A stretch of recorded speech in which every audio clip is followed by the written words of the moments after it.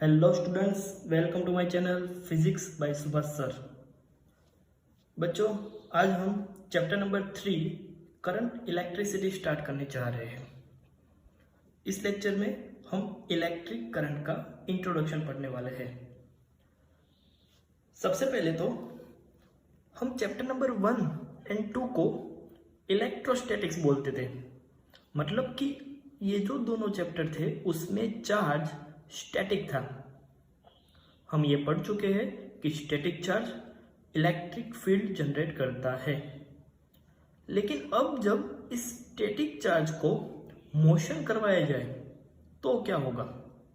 तो जब भी चार्ज को मोशन करवाया जाएगा तो इस मोशन की वजह से इलेक्ट्रिक करंट जनरेट होता है। और आप लोग स्टैंडर्ड 10 में पढ़ चुके हैं कि अगर कोई कंडक्टर में इलेक्ट्रिक करंट फ्लो हो रहा है तो वो कंडक्टर के आसपास मैग्नेटिक फील्ड भी जनरेट होती है। इस मैग्नेटिक फील्ड के बारे में हम चैप्टर नंबर 4 में पढ़ेंगे।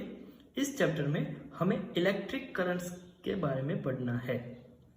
तो सबसे पहले तो हम ये समझ लेते हैं कि इलेक्ट्रिक करंट क्या होता है।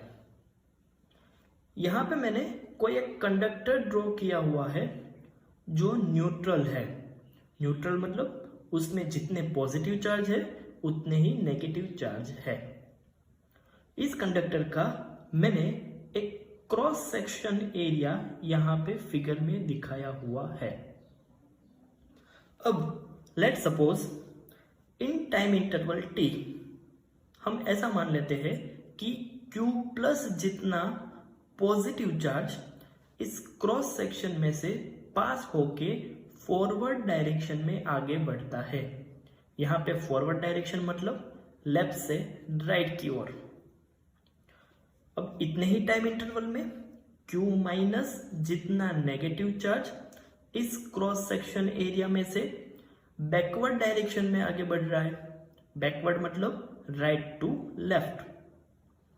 तो इस t टाइम इंटरवल में इस क्रॉस सेक्शनल एरिया में से नेट कितना चार्ज फ्लो हुआ वो अगर हमें काउंट करना हो तो हम ऐसा लिख सकते हैं, net charge Q equal to Q plus minus Q minus. क्योंकि पॉजिटिव चार्ज और नेगेटिव चार्ज दोनों की डायरेक्शन एक दूसरे से ऑपोजिट थी, इसलिए हमने बीच में नेगेटिव साइन यूज की हुई है। तो इतना net amount of charge t time interval में इस क्रॉस सेक्शन में से फ्लो हो रहा है।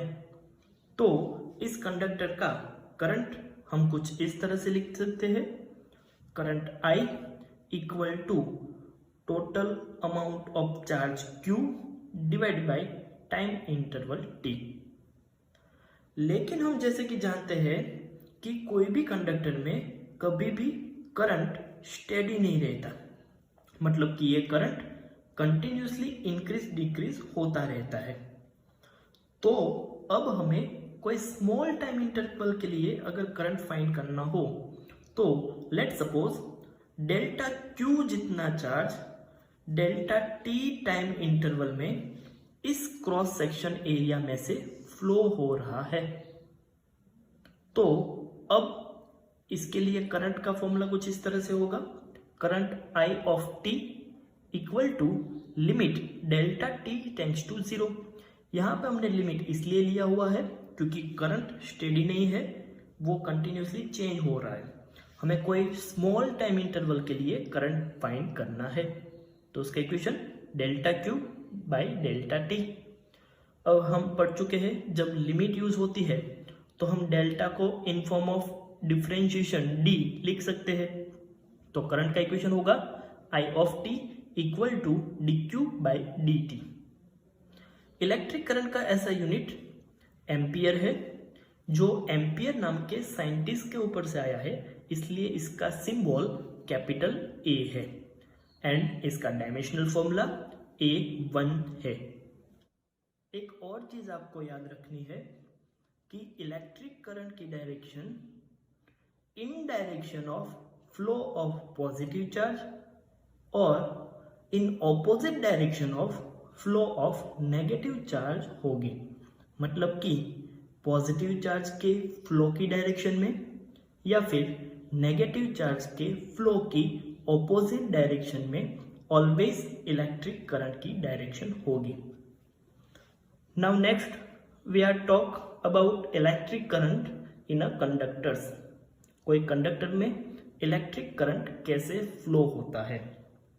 अब जैसे कि आप सब लोग जानते हो, आप केमिस्ट्री में भी पढ़े हुए हो कि कोई भी एटम या मॉलिक्यूल में पॉजिटिव एंड नेगेटिव चार्ज एक दूसरे के साथ बाइंडिंग होते हैं, मतलब वो इजीली फ्लो नहीं हो पाते।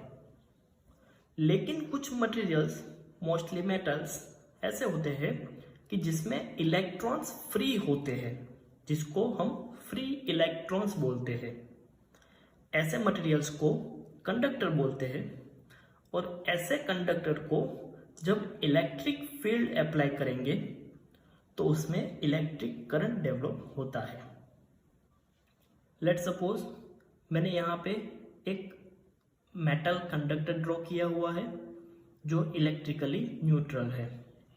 आप लोग केमिस्ट्री में पढ़ चुके हो कि ऐसे सॉलिड कंडक्टर में पॉजिटिव चार्ज उसके लैटिस पॉइंट पे फिक्स होते हैं और in form of negative charge यहाँ पे फ्री इलेक्ट्रॉन्स है।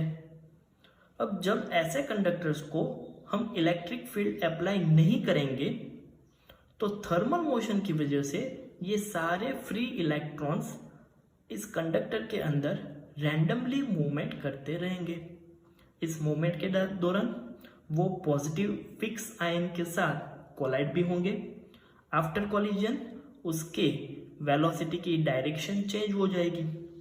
लेकिन ऐसी कंडीशंस में जब सारे इलेक्ट्रॉन्स के वेलोसिटी का वेक्टर सम करेंगे तो हमें नेट वेलोसिटी 0 मिलेगी। दैट मीन्स अगर इस कंडक्टर में मैं कोई क्रॉस सेक्शनल एरिया कंसिडर करूं तो इस क्रॉस सेक्शनल एरिया में से जितने इलेक्ट्रॉन्स फॉरवर्ड डायरेक्शन में आगे बढ़ रहे होंगे उतने ही इलेक्ट्रॉन्स बैकवर्ड डायरेक्शन में पीछे आ रहे होंगे। जितने इलेक्ट्रॉन्स ऊपर की ओर जा रहे होंगे उतने ही इलेक्ट्रॉन्स नीचे की ओर जा रहे होंगे। So net flow of charge 0 होगा। So there will be no net current. अब जैसे ही हम उसको इलेक्ट्रिक फील्ड अप्लाई करेंगे, अब इलेक्ट्रिक फील्ड कैसे अप्लाई करें, तो इस सिलेंडर के एक साइड पे पॉजिटिवली चार्ज प्लेट लगा दे और उसकी दूसरी साइड पे नेगेटिवली चार्ज प्लेट लगा दे, तो इस सिलेंडर के अंदर पॉजिटिव से नेगेटिव की डायरेक्शन में इलेक्ट्रिक फील्ड जनरेट होगा। अब इस इलेक्ट्रिक फील्ड में electrons in opposite direction of electric field movement करने लगेंगे। इलेक्ट्रॉन को इलेक्ट्रिक फील्ड की वजह से इलेक्ट्रिक फील्ड की ऑपोजिट डायरेक्शन में फोर्स लगेगा। फोर्स की वजह से सारे इलेक्ट्रॉन्स एक पर्टिकुलर डायरेक्शन में मोशन चालू करेंगे और इस पर्टिकुलर डायरेक्शन में मोशन की वजह से इस कंडक्टर के अंदर इलेक्ट्रिक करंट डेवलप होगा। तो यहाँ से हमें ये पता चला कि सॉलिड कंडक्टर में electric current due to flow of negative charge होता है, जबकि इलेक्ट्रोलाइटिक सॉल्यूशन, ऐसे सॉल्यूशन में electric current positive and negative charge दोनों के फ्लो की वजह से डेवलप होता है। सेमीकंडक्टर में करंट इलेक्ट्रॉन्स एंड होल के मोशन की वजह से जनरेट होता है। ऐसे सेमीकंडक्टर्स के बारे में आप लोग चैप्टर नंबर 14 में पढ़ोगे।